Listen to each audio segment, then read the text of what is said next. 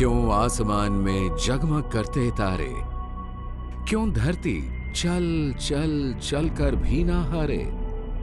क्या एक ही वेग से गिरती चीजें सारी, क्यों चीजें कुछ हल्की हैं कुछ हैं भारी।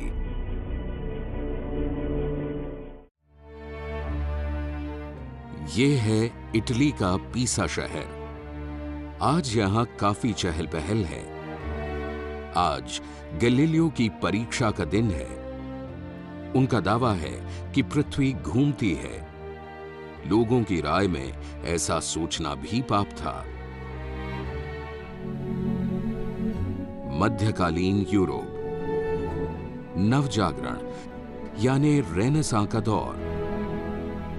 उस समय हर चीज शक के दायरे में आ रही थी, जिन्हें हम कभी खुली आंखों से सच मान लेते थे। कोलंबस नई दुनिया की खोज में निकल चुका था। इसी समय सन 1564 गैलीलियो गलीली का जन्म हुआ। उन दिनों प्राचीन ग्रीक के महान चिंतक एरिस्टोटल का दर्शन पूरे यूरोप में फैला हुआ था। एरिस्टोटल से बात शुरू होती और वहीं खत्म हो जाती। आम लोगों की राय और दर्शन में कोई बुनियादी फर्क नहीं था। सारी चीजें खुली आंखों के तर्क में बंद थी। जो सच दिखता था वह विज्ञान का सच नहीं था, और जो विज्ञान का सच था उसे लोग देखना नहीं चाहते थे। उन दिनों इटली में पीसा की झुकी हुई मीनार दुनिया के 7वें आश्चर्य में शुमार नहीं होती थी, क्योंकि इस बात को बताने वाला भी आधुनिक विज्ञान ही था, जो अभी गैलीलियो के साथ बड़ा हो रहा था। महज 17 साल की उम्र में विज्ञान और गैलीलियो ने एक दूसरे को गले लगाया। हर दिन की तरह आज भी लोग चर्च के हॉल में ईश्वर को याद कर रहे थे। गैलीलियो भी इन्हीं लोगों में शामिल थे। प्रार्थना करते हुए गैलीलियो की नजर अचानक चर्च की छत पर झूलते हुए झूमर पर पड़ी। लेकिन झूमर तो रोज ही झूलता है, इसमें क्या खास बात है। लेकिन गैलीलियो की नजर झूमर से हट ही नहीं रही थी। तभी हवा जोर से चलने लगी। इससे झूमर का दोलन बड़ा हो गया था, यानी ये तेज चलने लगा था। अरे ये क्या! अब गैलीलियो ने अपने हाथ की नब्ज पकड़ ली। नब्ज पकड़े गैलीलियो की हैरत का ठिकाना नहीं था जब उन्होंने ये महसूस किया कि अभी भी उतना ही समय लग रहा था जो छोटे दोलन में लग रहा था। जब हवा शांत हुई तो गैलीलियो की हैरत का ठिकाना न रहा। झूमर का दोलन छोटा हो गया था। अरे ये क्या! अभी भी झूमर के दोलन का समय उतना ही था जितना तेज हवा में लग रहा था। हाथ की नब्ज पकड़े गैलीलियो जो देख रहे थे वह विज्ञान के इतिहास का एक निर्णायक मोड़ था। दरअसल उन्होंने विज्ञान की नब्ज पकड़ी थी। गैलीलियो ये देख रहे थे कि झूमर चाहे ज्यादा दूर तक झूले या कम दूर तक झूले, एक किनारे से दूसरे किनारे तक जाने में उसे एक ही समय लग रहा था। ये कैसे हो सकता है? बड़े दोलन और छोटे दोलन के समय में फर्क तो होना चाहिए। उन दिनों घड़ी का इजाद नहीं हुआ था। जब गैलीलियो ने अपनी नब्ज पकड़ी तो वे मन ही मन नब्ज की गति से झूमर के दोलन का समय माप रहे थे। 1, 2, 3, 4। हर बार झूमर का दोलन गिनती के 4 तक का समय ले रहा था। गति का ये कौन सा नियम है? ये कैसे हो सकता है कि छोटे और बड़े दोलन में एक ही समय लगे? गैलीलियो के दिमाग में सवालों का बवंडर खड़ा हो गया। गैलीलियो इस उधेड़ बुन में घर लौट आए और खुद से यह प्रयोग करने की ठान ली। उन्होंने लोहे और लेड के गोले, रस्सी और तार को इकट्ठा किया। इससे उन्होंने कई सारे पेंडुलम बनाए और दोस्तों के साथ प्रयोग किया। उन्होंने लोहे के गोले को रस्सी से बांधा। जब वे स्टार्ट कहते तो उनका दोस्त नब्ज गिनता और गैलीलियो पेंडुलम का दोलन 1, 2, 3, 4। जैसे ही वे स्टॉप कहते गिनती बंद हो जाती। फिर वो इसी दोलन को बड़ा करते और गिनते 1, 2, 3, 4। दोनों ही दोलन का समय बराबर रहता। यही प्रक्रिया उन्होंने लेड तथा कॉर्क के गोले पर भी दोहराई। पर यह क्या, पेंडुलम चाहे किसी भी पदार्थ का हो, उसके दोलन के समय पर इसका कोई फर्क नहीं पड़ता। फिर उन्होंने रस्सी की लंबाई बढ़ाई। उन्होंने देखा कि लंबाई बढ़ाने से दोलन के समय में फर्क आ रहा था। इसका मतलब था कि लंबाई समय अनुपातिक है। अब गैलीलियो को यह बात समझ आ गई थी कि जिस प्रकार पेंडुलम के गोले का भार उसके दोलन के समय तथा गति को प्रभावित नहीं करता, उसी प्रकार वस्तु के गिरने के समय में उसके भार का कोई महत्व नहीं होता। ये तो नए तरह का गणित था। क्या प्रकृति गणित के इन सरल नियमों का पालन करती है? अगर ऐसा है तो इससे पहले किसी ने ऐसा क्यों नहीं सोचा? आज ऐसे प्रयोग करना बहुत आसान है क्योंकि हमारे पास घड़ी है और पेंडुलम बनाने की सामग्री भी। पर गैलीलियो के समय में ऐसी कोई सुविधा नहीं थी। गैलीलियो ने दोलन के समय को अपनी नब्ज की गति से मापा था। इस पूरे प्रयोग से उन्हें प्रकृति के नियम समझ में आने लगे थे कि घूमते हुए पेंडुलम की गति किसी चीज की भार से तय नहीं होती। तब तो ये नियम हर जगह एक ही ढंग से लागू होने चाहिए। गैलीलियो के दिमाग में यह सवाल कौंधा कि क्या पेंडुलम की मदद से घड़ी बनाई जा सकती है, ताकि आगे ऐसे प्रयोग करने में उन्हें हाथ के नब्ज की मदद नहीं लेनी पड़े। कहते हैं कि उन्होंने उस समय घड़ी बनाने की बहुत कोशिश की, लेकिन सफल नहीं हुए। बाद में इस पेंडुलम को आधार बनाकर क्रिस्टियन हाइगेंस ने पेंडुलम घड़ी का इजाद किया, जो लगभग 250 वर्षों तक दुनिया को समय बताने वाला सबसे सटीक यंत्र बना रहा। गैलीलियो ने जब अपने प्रोफेसर को प्रयोग के बारे में बताया कि किसी चीज के भार से उसके गिरने की गति पर कोई फर्क नहीं पड़ रहा था, तो प्रोफेसर साहब भड़क उठे। ये क्या बकवास है?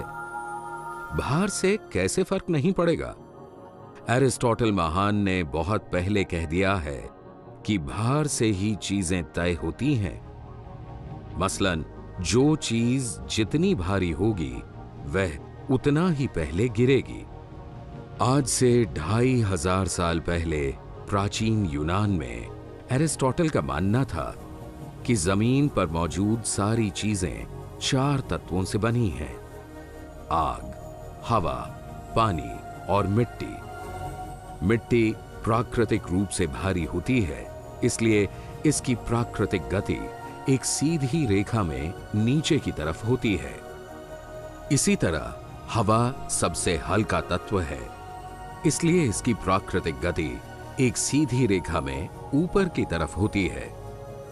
इस नियम के आधार पर उन्होंने कह दिया कि भारी चीजें नीचे की तरफ गिरती हैं। एक उदाहरण देते हुए उन्होंने बताया कि अगर किसी पत्थर को रस्सी से बांधकर ऊपर की ओर खींचा जाए तो ये उसकी प्राकृतिक गति के साथ खिलवाड़ है, लेकिन ज्यों ही उसे छोड़ा जाता है वो फिर से प्राकृतिक गति प्राप्त कर नीचे की ओर आने लगता है। एरिस्टोटल की यह बात लगभग 2000 साल तक पूरी दुनिया में हावी रही। इस दर्शन को दुनिया के लगभग सारे धर्मों ने भी अपना लिया था। 16वीं सदी तक दर्शन का यह पुराना किला धर्म की सत्ता के साथ मिलकर काफी मजबूत हो गया था। ऐसे समय में गलीलियो के प्रोफेसर ने जब एरिस्टोटल की महानता का जाप करना शुरू किया तो गलीलियो चुप हो गए। लेकिन गलीलियो को अपने प्रयोग पर दृढ़ विश्वास था। पेंडुलम के प्रयोग को उन्होंने बार बार दोहराया और नतीजा पाया कि भार से गति का कोई लेना देना नहीं है। उधर उन्हें अरस्तु की यह बात भी परेशान करती थी कि भारी चीजें जमीन पर गिरती हैं। इस उधेड़बुन में उन्हें ये बात समझ में आई कि सारे रास्तों का हल प्रयोग में है, सिर्फ बात कह देना काफी नहीं।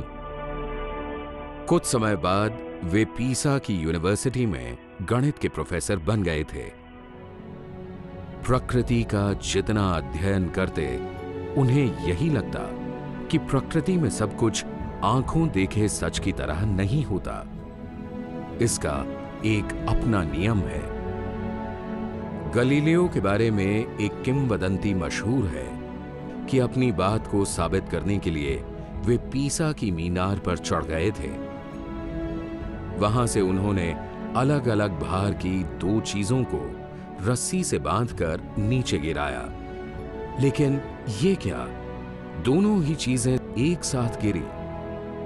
देखा जाए तो गिरने की प्रक्रिया में रस्सी तोड़कर भारी चीज को हल्की चीज से अलग हो जाना चाहिए था।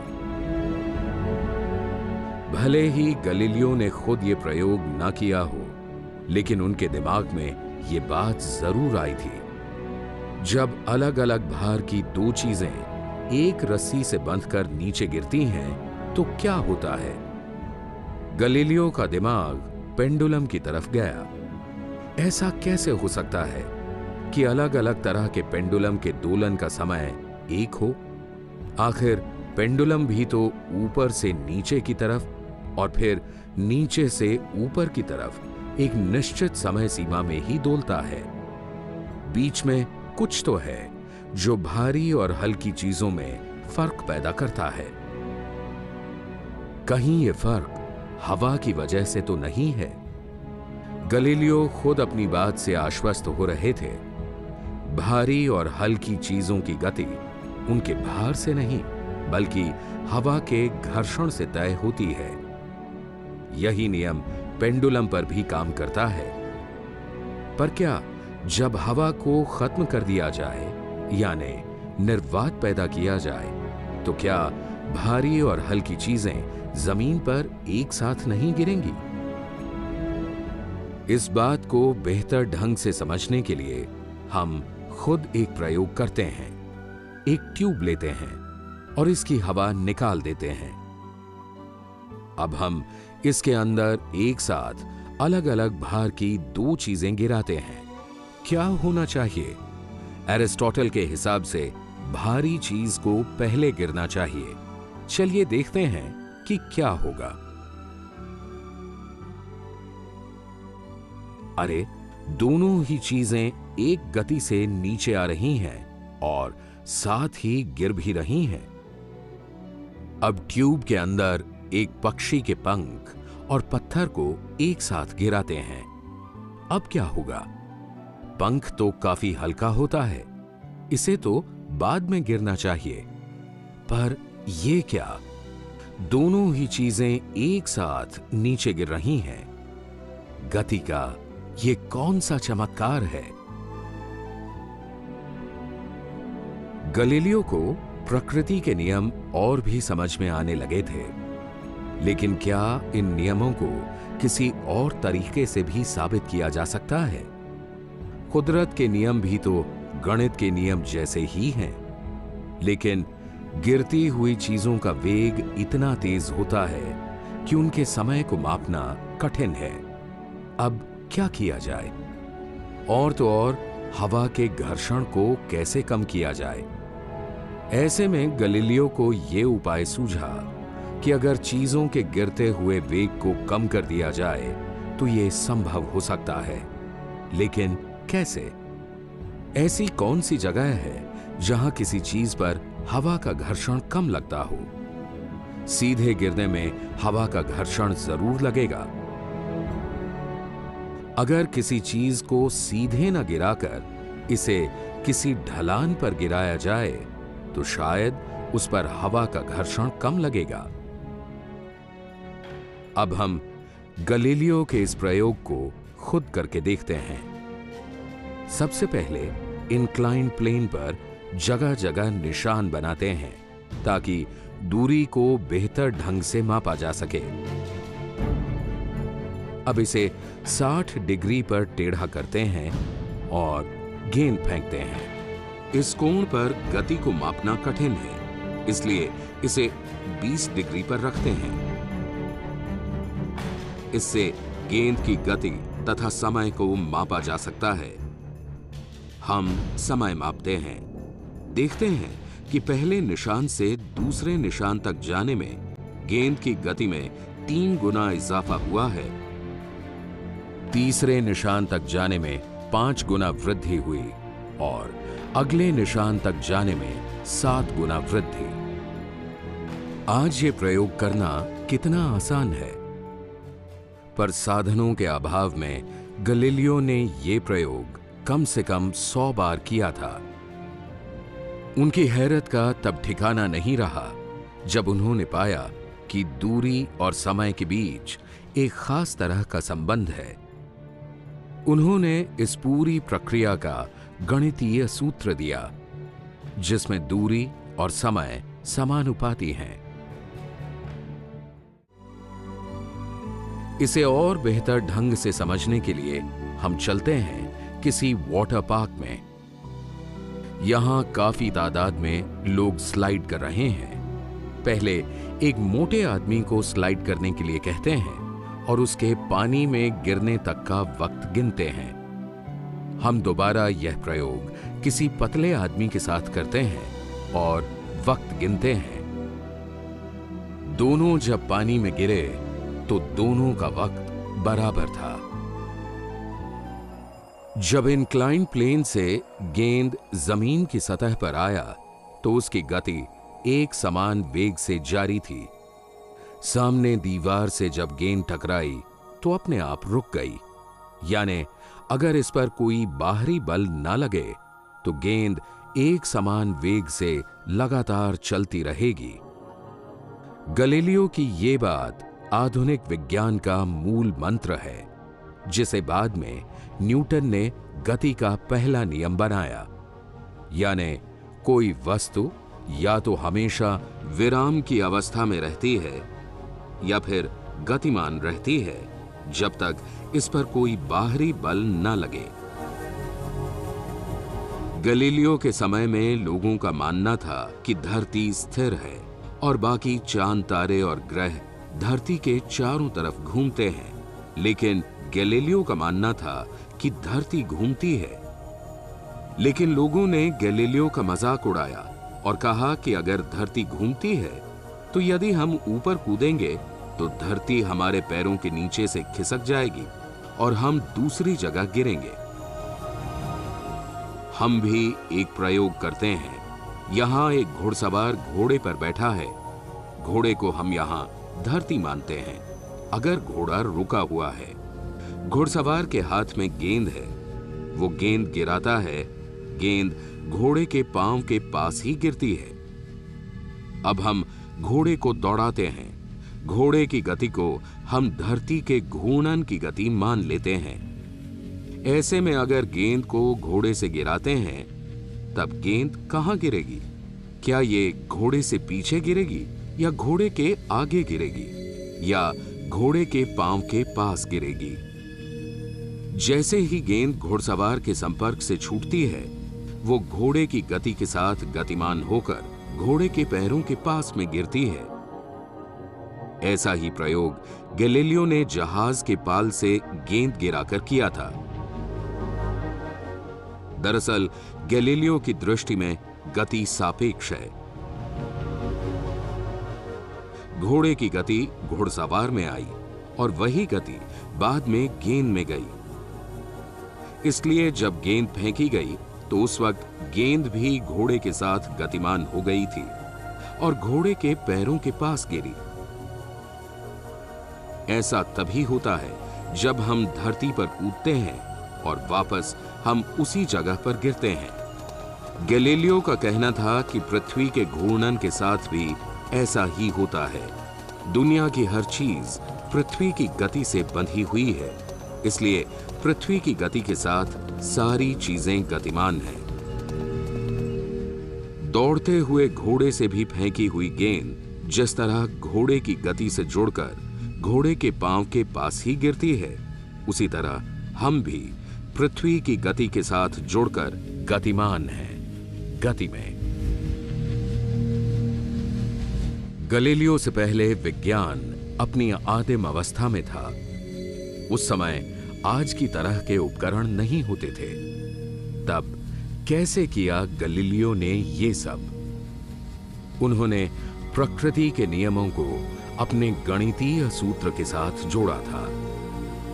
उन्होंने जो तरीके बताए थे वही आज आधुनिक विज्ञान की नींव है।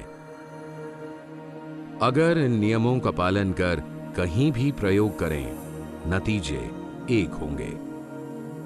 गैलीलियो के सापेक्षता का यही सिद्धांत आगे जाकर न्यूटन और आइंस्टीन के विचारों का आधार बना और आधुनिक भौतिक विज्ञान की जड़ कायम हुई।